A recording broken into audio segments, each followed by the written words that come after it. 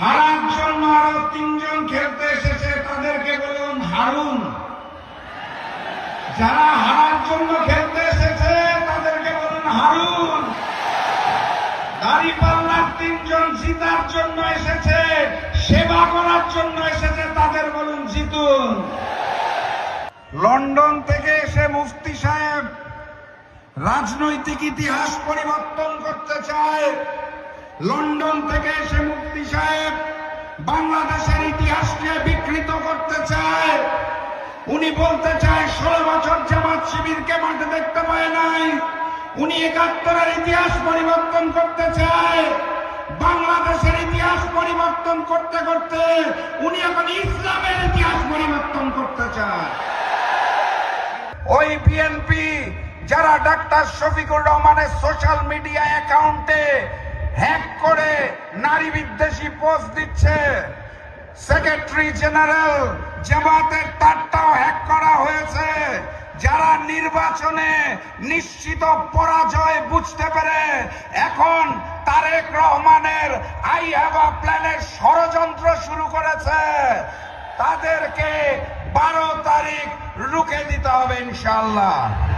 আমার প্রথম প্রশ্ন, শহীদ ওসমান হাদির ভাইয়েরা কি ঘুমিয়ে গেছে?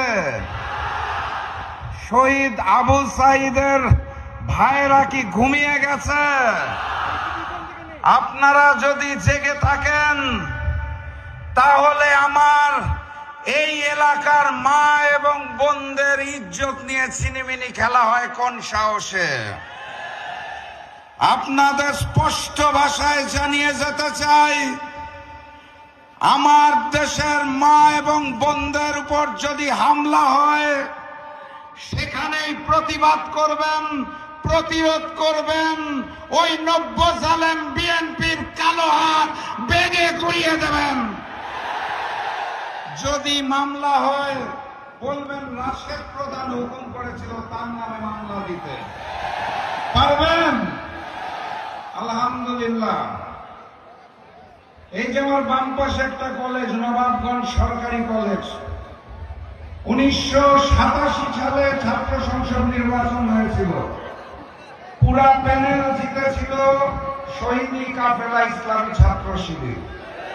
বিপি হয়েছিলেন আজকের বর্ষিয়ান নেতা নুরুল ইসলাম বুলবুল, এখানে বসা আছে। এরপর আর কোন ছাত্র সংসদ নির্বাচন এখানে হয় নাই, কারণ তারা হারার ভয়ে খেলতে চায় না। জাতীয় নির্বাচনে এই চাঁপাইনবাবগঞ্জে হারার জন্য আরো তিনজন খেলতে এসেছে, তাদেরকে বলুন হারুন। যারা হারার জন্য খেলতে এসেছে তাদেরকে বলুন হারুন।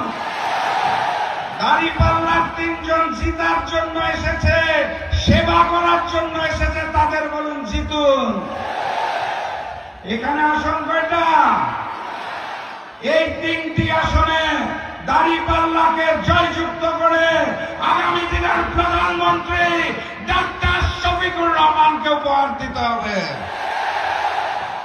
আর ওই নির্বাচনের দিন আরো একটা ভোট আছে, মনে আছে তো নাকি?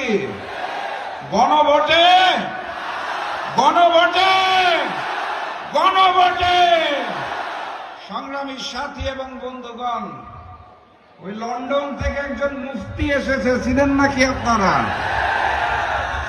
আসার পরে নির্ধারণ করছে মুফতি সাহেব কে মুসলমান, কে শিরক করে, কে বিধর্মী। আমি দেখলাম উনি ওনার বক্তব্যে বদরের যুদ্ধে হযরত আয়েশার নাম বর্ণনা করলেন, উনি নাকি যুদ্ধ করেছেন। লন্ডন থেকে এসে মুফতি সাহেব রাজনৈতিক ইতিহাস পরিবর্তন করতে চায়। লন্ডন থেকে এসে মুফতি সাহেব বাংলাদেশের ইতিহাসকে বিকৃত করতে চায়। উনি বলতে চায় 16 বছর জামাত শিবিরকে মাঠে দেখতে পায় নাই। উনি 71-এর ইতিহাস পরিবর্তন করতে চায়। বাংলাদেশের ইতিহাস পরিবর্তন করতে করতে উনি এখন ইসলামের ইতিহাস পরিবর্তন করতে চায়। এই লন্ডনের মুফতি আর তার হাতে সৃষ্ট নতুন জালেম বিএনপিকে আগামী 12 তারিখ আমরা লাল কার্ড দেখাবো ইনশাআল্লাহ। 12 তারিখ গণভোটে হাকে জয়যুক্ত করতে হবে। চাঁপাইনবাবগঞ্জের 3টি আসনে 3-0 গোলে বিজয়ী হতে হবে। আমি বিশ্বাস করি ডাক্তার শফিকুর রহমান যখন প্রধানমন্ত্রীর দায়িত্ব গ্রহণ করবেন, এই মঞ্চে বসে থাকা একজন আপনাদের সন্তান গুরুত্বপূর্ণ মন্ত্রণালয়ের মন্ত্রীর দায়িত্ব গ্রহণ করবেন। কে তিনি? আলহামদুলিল্লাহ আপনাদের এলাকার সন্তান। কিন্তু আমি স্পষ্ট ভাষায় জানিয়ে দিতে চাই, ওই যারা হেরে যাওয়ার ভয়ে নির্বাচনকে নানাভাবে প্রশ্নবিদ্ধ করতে চাচ্ছে, ওই বিএনপি যারা ডাক্তার শফিকুর রহমানের সোশ্যাল মিডিয়া অ্যাকাউন্টে হ্যাক করে নারী বিদ্বেষী পোস্ট দিচ্ছে, সেক্রেটারি জেনারেল জামাতের তারটাও হ্যাক করা হয়েছে, যারা নির্বাচনে নিশ্চিত পরাজয় বুঝতে পেরে এখন তারেক রহমানের আই হ্যাভ আ প্ল্যানের ষড়যন্ত্র শুরু করেছে, তাদেরকে 12 তারিখ রুখে দিতে হবে ইনশাআল্লাহ। 11 তারিখ রাত থেকে 12 তারিখ ফলাফল ঘোষণার আগ পর্যন্ত প্রত্যেকটা ভোট কেন্দ্র পাহারা দিতে হবে। পারবেন আপনারা? তাহলে বিজয়ের মার্কাটা কি? আরো জোরে জিতবে এবার ইনশাআল্লাহ। সর্বশেষ কথা বলে বক্তব্য শেষ করব। নতুন বাংলাদেশে নতুন জালেম চলবে না। নতুন বাংলাদেশে ভারতীয় আধিপত্যবাদ চলবে না। নতুন বাংলাদেশ হবে ঐক্যবদ্ধ বাংলাদেশ, ইসলামের বাংলাদেশ, কুরআনের বাংলাদেশ, মানবিক বাংলাদেশ, যেখানে হিন্দু মুসলমান সকলে মিলে আমরা নতুন বাংলাদেশ গড়ে তুলব। প্রস্তুত আছেন? বিজয়ের স্লোগান দিয়ে বিদায় নেই। নারায়ে তাকবীর, নারায়ে তাকবীর। আবারও দেখা হবে ইনশাআল্লাহ।